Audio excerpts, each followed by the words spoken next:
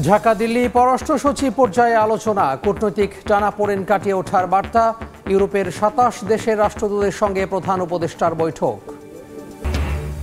যুক্তরাষ্ট্র থেকে অবৈধ অভিবাসীদের বিতাড়িত করার পরিকল্পনা ডোনাল্ড ট্রাম্পের। দায়িত্ব গ্রহণের প্রথম দিনই বাতিল করবেন জন্মসূত্রে নাগরিকত্ব দেওয়ার বিধান। এবং এবার দিল্লির ৪০টির বেশি স্কুলে বোমা হামলার হুমকি দিয়ে $৩০,০০০ দাবি। পুলিশি তল্লাশিতে মেলেনি সন্দেহজনক কিছু, নিরাপত্তা জোরদার।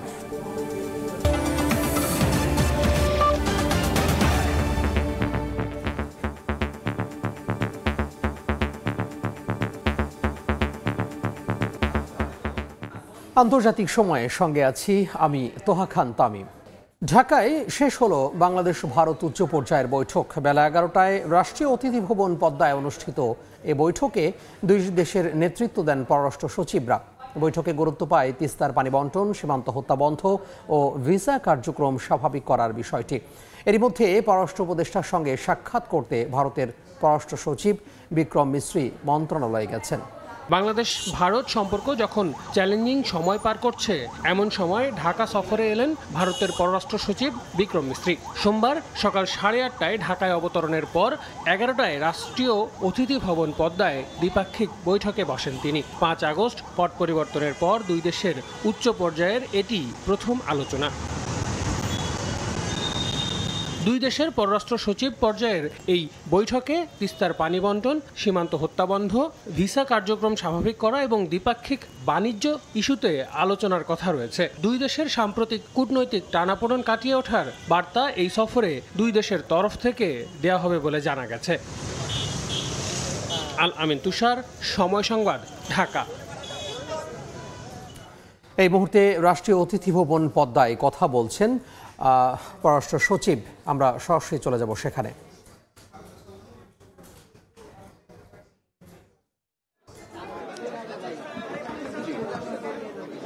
দর্শক, আপনারা দেখতে পাচ্ছেন এই মুহূর্তে ভারতের পররাষ্ট্র সচিব তিনি গণমাধ্যমে কথা বলছেন। মূলত তার গণমাধ্যমের এই আপনারা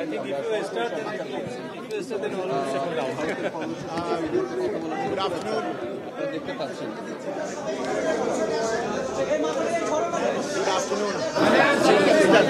Good afternoon.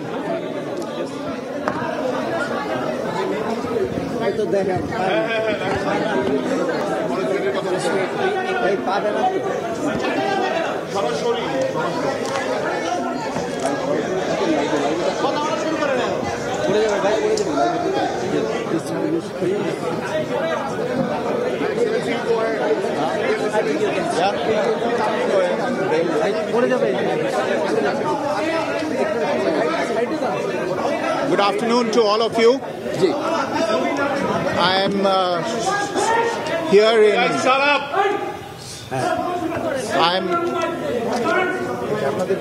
I'm here in Dhaka at the invitation of my Bangladesh colleague, His Excellency Mohammad Jashimuddin, the Foreign Secretary of Bangladesh, for discussions and consultations on the entire gamut of issues in the extremely important bilateral relationship between India and Bangladesh. Since the political changes in Bangladesh in August this year, there has of course been contact between our leaderships. The Prime Minister was the first world leader to greet the Chief Advisor on his assumption of office. The two of them had a very cordial telephone conversation thereafter, and the Chief Advisor also accepted the Prime Minister's invitation to speak at the third Voice of the Global South summit that was held in August this year. Since then, the External Affairs Minister and the Foreign Affairs Advisor have also been in touch. They met each other on the sidelines of the UN General Assembly in New York in September this year. And my visit follows those interactions and is the first Foreign Secretary level structured engagement between the two sides following those developments. Today's discussions have given both of us the opportunity to take stock of our relations, and I appreciate the opportunity today to have had a frank, candid and constructive exchange of views with all my interlocutors. I emphasized that India desires a positive, constructive, and mutually beneficial relationship with Bangladesh. We have always seen in the past, and we continue to see in the future, this relationship as a people-centric and people-oriented relationship, one that has the benefit of all the people as its central motivational force. This is reflected on a daily basis in the development projects that have been executed on the ground in Bangladesh and that continue to be developed. It is also reflected in the mutually beneficial engagement we have on a whole set of issues ranging from trade, commerce, connectivity, power, water and energy, and development cooperation, consular cooperation and cultural cooperation. There is no reason why this mutually beneficial cooperation should not continue to deliver in the interests of both our peoples. And to that end, therefore, I have underlined today India's desire to work closely with the interim government of Bangladesh authorities. At the same time, we also had the opportunity to discuss certain recent developments and issues, and I conveyed our concerns, including those related to the safety and welfare of minorities. We also discussed some regrettable incidents of attacks on cultural, religious, and diplomatic properties. We expect overall a constructive approach on all these issues by the Bangladesh authorities, and we look forward to moving the relationship forward in a positive, forward-looking, and constructive direction. Thank you all very much.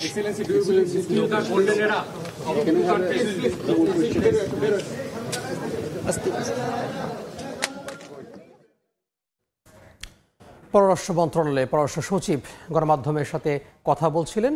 আমরা এতক্ষণ সরাসরি যুক্ত ছিলাম সেখান থেকে। ইউরোপীয় 27 দেশের রাষ্ট্রদূতের সঙ্গে বৈঠক করেছেন অন্তর্বর্তী সরকারের প্রধান উপদেষ্টা ডক্টর মোহাম্মদ ইউনূস। দুপুর 12টায় তেজগাঁওয়ে প্রধান উপদেষ্টার কার্যালয়ে শুরু হয় বৈঠক। এতে অংশ নেন জার্মানি, ইতালি, সুইডেন, ফ্রান্স সহ বাংলাদেশে নিযুক্ত ইইউভুক্ত 27 দেশের রাষ্ট্রদূত। বৈঠকে সমসাময়িক ইস্যু, অর্থনৈতিক খাতে সহযোগিতা বৃদ্ধি এবং বাংলাদেশের সঙ্গে সম্ভাব্য অংশীদারিত্ব সহ পারস্পরিক স্বার্থ সংশ্লিষ্ট বিভিন্ন বিষয়ে আলোচনা হয়েছে।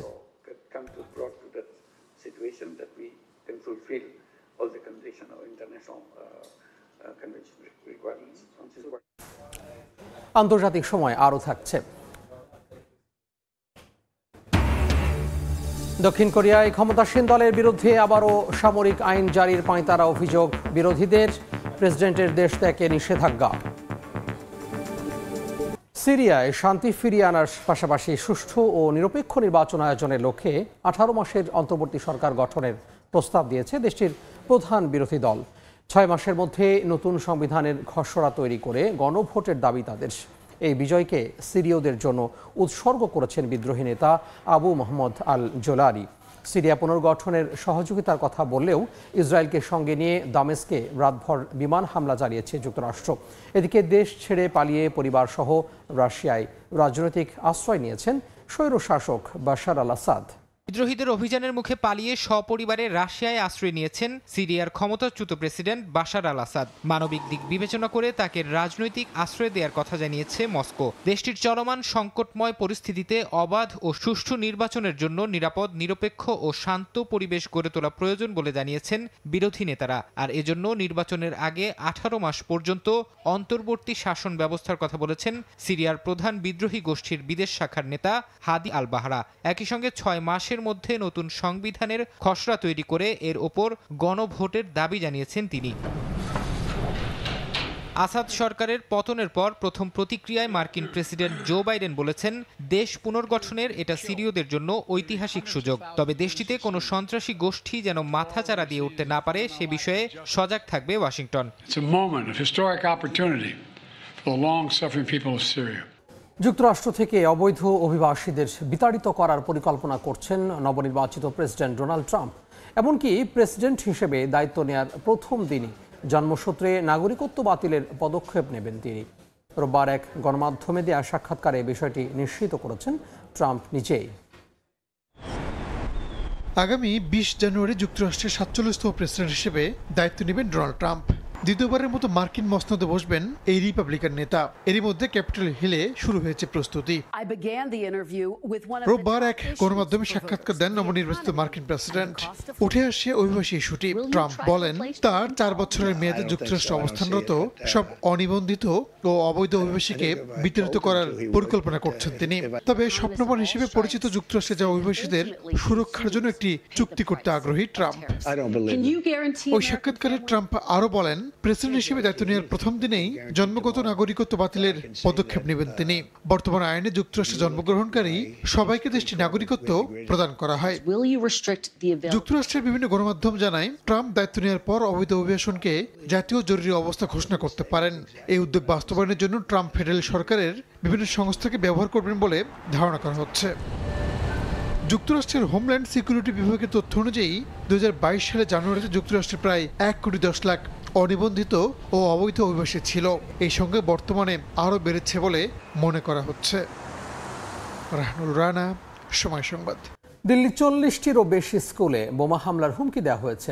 রোববার রাত থেকে সোমবার সকাল পর্যন্ত পাঠানো ইমেইলে বোমা নিষ্ক্রিয় করতে হলে 30,000 মার্কিন ডলার দাবি করা হয়।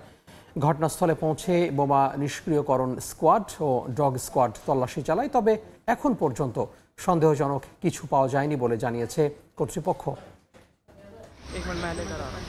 বোমা নিষ্ক্রিয় করতে হলে দিতে হবে 30,000 মার্কিন ডলার, আর না হলে স্কুল প্রাঙ্গণে লুকিয়ে রাখা একাধিক বোমা বিস্ফোরণে হতাহত হবে বহু মানুষ। এমন হুমকি দিয়ে ইমেইল পাঠানো হয়েছে ভারতের দিল্লির অন্তত 40টি স্কুলে। এসব ইমেইল রোববার রাত 11টার পর থেকে সোমবার সকাল পর্যন্ত পাঠানো হয়। এ ঘটনায় আতঙ্ক ছড়িয়ে পড়ে দিল্লির সব এলাকায়।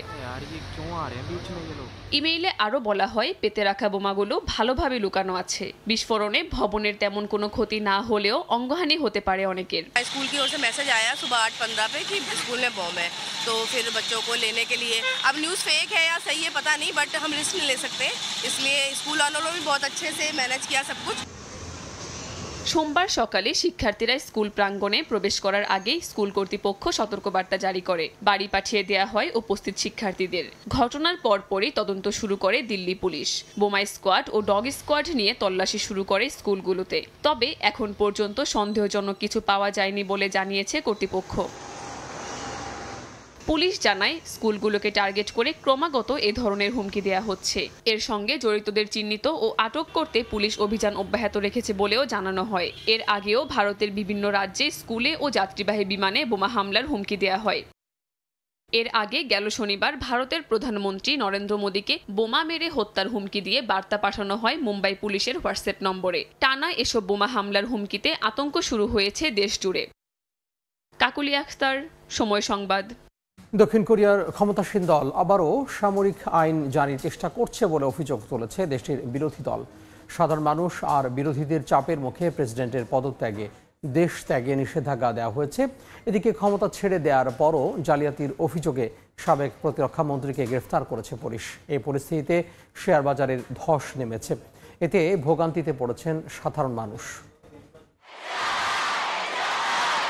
একদিকে প্রেসিডেন্টের ক্ষমতা না ছাড়ার জেদ, অন্যদিকে নাছোড়বান্দা বিরোধী দল, দুয়ে মিলিয়ে টালমাটাল দক্ষিণ কোরিয়ার রাজনৈতিক পরিস্থিতি। বিরোধী দল ও সাধারণ মানুষের তুমুল আন্দোলন সত্ত্বেও পার্লামেন্টে সরকার দলীয় আইন প্রণেতারা একজোট হওয়ায় বাতিল হয়ে যায় অভিশংসনের প্রস্তাব। এতে বিরোধী দলীয় নেতাদের মধ্যে দেখা দিয়েছে চরম অসন্তোষ। এরই মধ্যে প্রেসিডেন্টের বিরুদ্ধে ক্ষমতা আঁকড়ে ধরে দ্বিতীয়বারের মতো সামরিক আইন জারির পরিকল্পনা করার অভিযোগ এনেছেন তারা। বিরোধীদের দাবি, সরকার বেআইনি এবং সংবিধান বিরোধী কাজ করছে। এই অবস্থায় প্রেসিডেন্ট ইউন সুক ইউলের বিদেশ যাত্রায় নিষেধাজ্ঞা জারি করেছে দেশটির প্রশাসন।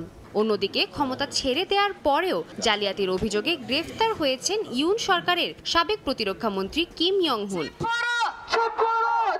প্রেসিডেন্টের পদত্যাগের দাবিতে এখনো বিক্ষোভ চলছে দক্ষিণ কোরিয়া জুড়ে। এতে ভোগান্তিতে সাধারণ মানুষ। বিক্ষোভকারীদের টানা আন্দোলনে যান চলাচলেও ব্যাঘাত ঘটছে বলে জানান তারা। বর্তমানে দেশে অরাজক পরিস্থিতি বিরাজ করছে, আর তার ভোগান্তি পোহাতে হচ্ছে সাধারণ বাসিন্দাদের। আমার প্রতিদিন লম্বা রাস্তা পাড়ি দিয়ে অফিসে যেতে হয়, আর লম্বা ট্রাফিক তা অসহনীয় করে তুলেছে। এদিকে এই রাজনৈতিক অস্থিরতা দেশটির অর্থনীতিকেও ব্যাপকভাবে ক্ষতিগ্রস্ত করছে। সোমবার দেশটির শেয়ার বাজারে 2.3% দরপতন হয় বলে জানিয়েছে কর্তৃপক্ষ। যদিও দেশটির অর্থ মন্ত্রণালয়ের দাবি, দেশের অর্থনৈতিক স্থিতিশীলতা নিশ্চিত করতে সব ধরনের পদক্ষেপ নিতে প্রস্তুত তারা। সাদিয়া তাসনিম, সময় সংবাদ। রাশিয়ার সঙ্গে যুদ্ধ বন্ধে চুক্তি করতে আগ্রহী ইউক্রেনের প্রেসিডেন্ট ভলোদিমির জেলেনস্কি নিজের সামাজিক যোগাযোগ মাধ্যম ট্রুথ সোশ্যালে এক পোস্টে কথা বলেছেন যুক্তরাষ্ট্রের নবনির্বাচিত প্রেসিডেন্ট ডোনাল্ড ট্রাম্প। যদিও শান্তি আলোচনার আহ্বান প্রত্যাখ্যান করেছেন ইউক্রেনের প্রেসিডেন্ট। কিয়েভের জন্য নতুন করে প্রায় $100 কোটি সামরিক সহায়তার ঘোষণা দিয়েছে বাইডেন প্রশাসন। স্থানীয় সময় শনিবার প্যারিসে এক বৈঠকে মিলিত হন ট্রাম্প ও জেলেনস্কি। ছিলেন ফ্রান্সের প্রেসিডেন্ট ইমানুয়েল ম্যাক্রো। বৈঠক শেষে ট্রাম্প জানান অবিলম্বে এই যুদ্ধ বন্ধ হওয়া উচিত। রোববার নিজের সামাজিক যোগাযোগ মাধ্যম ট্রুথ সোশ্যালে এক পোস্টে ট্রাম্প বলেন, রাশিয়ার সঙ্গে যুদ্ধ বন্ধে ইউক্রেনের প্রেসিডেন্ট চুক্তি করতে আগ্রহী। যদিও সামাজিক যোগাযোগ মাধ্যম এক্সে এক পোস্টে উল্টো দাবি করেছেন প্রেসিডেন্ট জেলেনস্কি। ওই পোস্টে তিনি স্পষ্ট জানিয়ে দেন, কেবল একটি কাগজের টুকরা এবং কয়েকটি স্বাক্ষরের মাধ্যমে এই সংঘাত বন্ধ করা সম্ভব নয়। ইউক্রেনের বাসিন্দারা যেন ক্ষতিগ্রস্ত না হয় সে বিষয়টি নিশ্চিত করার আহ্বান জানান তিনি। তবে এক প্রতিক্রিয়ায় মস্কো জানিয়েছে যে কোনো সমঝোতা তখনই সম্ভব হবে যখন ইউক্রেন রাশিয়ার অঞ্চলগুলো থেকে তার বাহিনী প্রত্যাহার করবে। অন্যদিকে ট্রাম্প জেলেনস্কির বৈঠকের কয়েক ঘন্টা পরই নতুন করে $100 কোটি সামরিক সহায়তার ঘোষণা দিয়েছেন প্রেসিডেন্ট জো বাইডেনের নেতৃত্বাধীন বর্তমান মার্কিন প্রশাসন। ইউক্রেনের জন্য নতুন এই অস্ত্র সহায়তার মধ্যে রয়েছে ড্রোন, ট্রাঙ্ক, সাঁজোয়া যান, হিমার্স রকেট লঞ্চারের গোলা বারুদ এবং আর্টিলারি সিস্টেমের সরঞ্জামসমূহ। অর্চিতা শাহজিন, সময় সংবাদ। আবারও ভয়াবহ বায়ু দূষণের কবলে রাজধানী ঢাকা। সোমবার বিশ্বের 126টি দূষিত শহরের তালিকার শীর্ষে ছিল ঢাকা।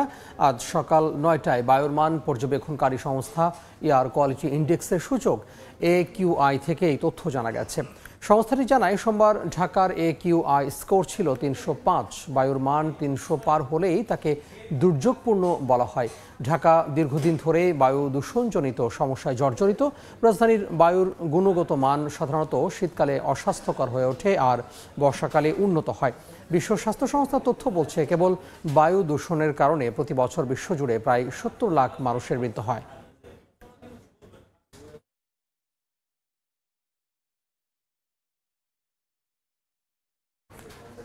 বড়দিনকে সামনে রেখে কসোভোর প্রিস্টিন শহর সাজানো হয়েছে রঙিন আলোয়। বড়দিন উপলক্ষে আয়োজন করা হয়েছে ক্রিসমাস মার্কেটের। আনন্দময় আয়োজনটি উপভোগ করেছেন শত শত মানুষ।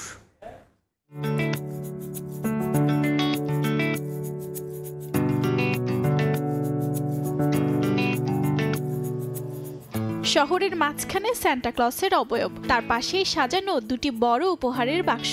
পুরো রাস্তা জুড়ে আলোর মেলা, আকাশে ফোটানো হচ্ছে একের পর এক আতশবাজি। করা হয়েছে কৃত্রিম বরফের ভেতর স্কিং এর ব্যবস্থা, সাজানো হয়েছে বিশাল ক্রিসমাস ট্রি। রাতের কসোভো যেন ব্যস্ত আসন্ন বড়দিনের আগমনী বার্তা গ্রহণ করতে। কেউ ব্যস্ত সান্টা ক্লসের সঙ্গে নিজেকে ক্যামেরা বন্দি করতে, কেউ বা ব্যস্ত পরিবার নিয়ে স্কিইং করতে। স্থানীয় সময় রোববার কসোভোর রাজধানী প্রিস্টিন শহরে খ্রিস্ট ধর্মের সবচেয়ে বড় উৎসব বড়দিন সামনে রেখে আয়োজন করা হয়েছে ক্রিসমাস মার্কেটের, যা দেখতে ও উপভোগ করতে ভিড় করেছেন শত শত বাসিন্দা ও পর্যটক। প্রায় 1 কিলোমিটার রাস্তা জুড়ে বিস্তৃত এই মার্কেটটিতে ছোট থেকে শুরু করে বড় সবার জন্যই রয়েছে বিনোদনমূলক ব্যবস্থা, রয়েছে নানা ধরনের খাবারের আয়োজনও। বড়দিনকে কেন্দ্র করে তৈরি করা এই ক্রিসমাস মার্কেটটি আগামী বছর জানুয়ারির 15 তারিখ পর্যন্ত চলবে বলে জানায় কর্তৃপক্ষ। অর্চিতা শাহজিন, সময় সংবাদ। আন্তর্জাতিক সময়ের শীর্ষ সংবাদগুলো জানিয়ে দেব আরও একবার। বাংলাদেশের সঙ্গে ইতিবাচক ও গঠনমূলক সম্পর্ক চায় ভারত। পররাষ্ট্র সচিব পর্যায়ে বৈঠক শেষে বিক্রম মিস্ত্রি। সংখ্যালঘু সম্প্রদায়ের নিরাপত্তা নিয়ে আলোচনা।